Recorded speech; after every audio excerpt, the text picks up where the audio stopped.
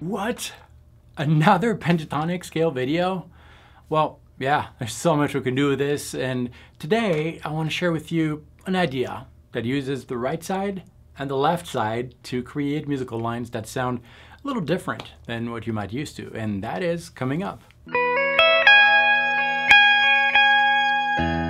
Hi, my name is David Wallman. Welcome to this channel, which is all about helping guitar players like yourself find their voice on the instrument, develop it to tell their own musical story. And today is all about pentatonic scales. So we're going to use them in a non-traditional way, yet we're still going to use the same exact positions that you're used to playing. I'm going to show you all that, but before, really quick, welcome to the new studio. This is new. Temporary. If you've been watching my videos for a while, you know that I was working out of my home, and as much as I love working from home, it was getting a little too distracting, so I decided to rent this space until we move to a bigger home. In the meantime, well, now that you're updated, grab your guitar and let's get started. Let's take a look at the first position of a name minor pentatonic scale, the one that you can see on the screen. There are 2 notes per string, which means that we have left, right, left, right, left, right, left, right, left, right, left, right. In other words, note closer to the neck, closer to the bridge. Neck, bridge, left, neck, bridge, neck, bridge, neck, bridge, neck, bridge. And so far, nothing new. But I like to see it as left, right, left, right. It's going to help you, and that's from your own perspective. When you're looking at your instrument, you'll have a left note and a right note. Typically, when people start to learn how to play these scales, they alternate left, right, left, right, left, right in different, combinations of strings, but it creates this kind of, these kinds of musical ideas.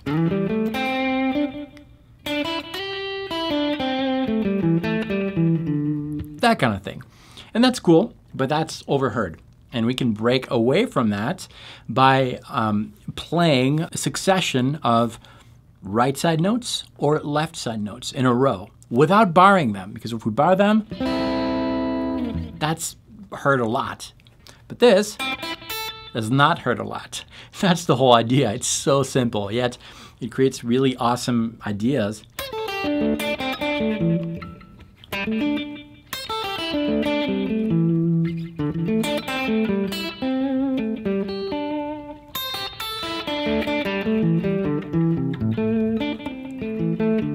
Right? That kind of thing.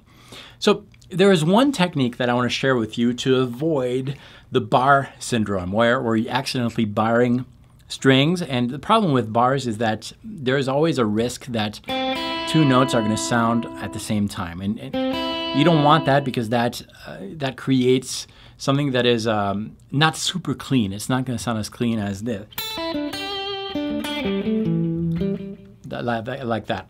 And I call this technique the roll. It's probably another kind of wording for this, but basically, let's say that we are on the 2nd string, 5th fret, and then we're going to play the 3rd string, 5th fret. These 2 notes are both left side notes. And instead of doing a bar, which you might be tempted to do with your index, we're going to do a roll. We're going to use our middle finger on the 2nd string, 5th fret, and then basically we're kind of rolling, turning, kind of like that. We're turning the wheel of the car or something like that. That's the roll, so that he can reach the index. I'm exaggerating the movement here, but that's what's going on. So get used to that with any combination of fingers, whether it's left notes or right notes.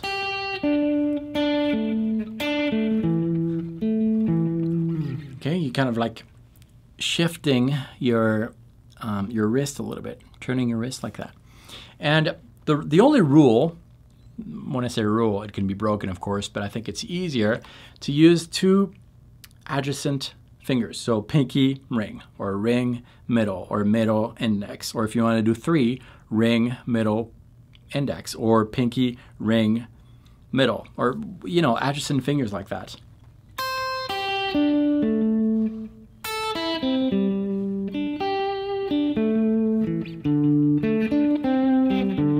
Whenever possible. Practice that exercise really slowly in different areas of the fretboard, different positions, but using the first position is good enough just to get started with that.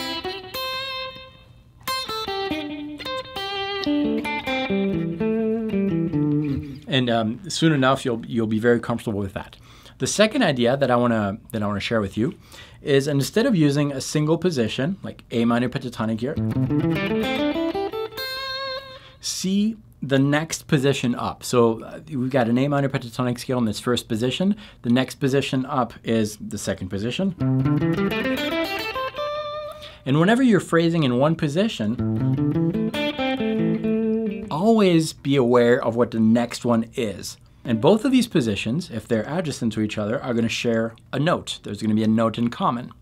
And if you combine both of these positions, 2 positions together, you're going to have a 3 note per string pattern, making it a left note, a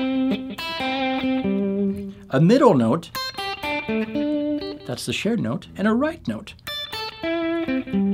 like that. And you're going to use the middle notes as transitional notes. So once you're phrasing with that first position, and you're tired of that, you're going to use the middle note, which is the right side note of the first position, as a transitional note, and now your right side note is a little further, closer to the bridge.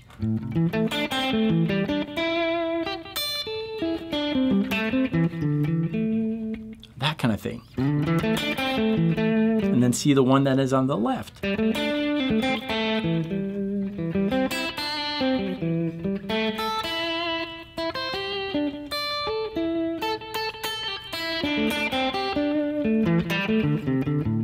The real idea here is to break the comfort zones, break the patterns that we're so used to playing. Those have their place, but if you inject some of these traditional licks with your new type of phrasing here, using the left-right concept,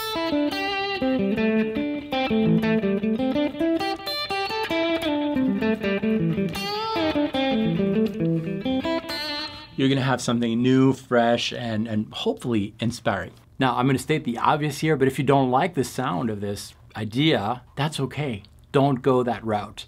The ideas that I share with you are just ideas. I happen to like this sound, that's why I decided to work on that, but there's nothing wrong with not liking it. Really, I encourage everyone to practice the things that sound good to them, because there's so many things in music to practice. You don't have to know it all. Just work on the things that are appealing to you, that bring you joy, and that are going to help you express yourself musically. If you want to practice this concept over awesome backing tracks, you can do that, because I've got 5 awesome backing tracks for you. All I need to do is visit the link below, enter a valid email address, and I'll be sending you those.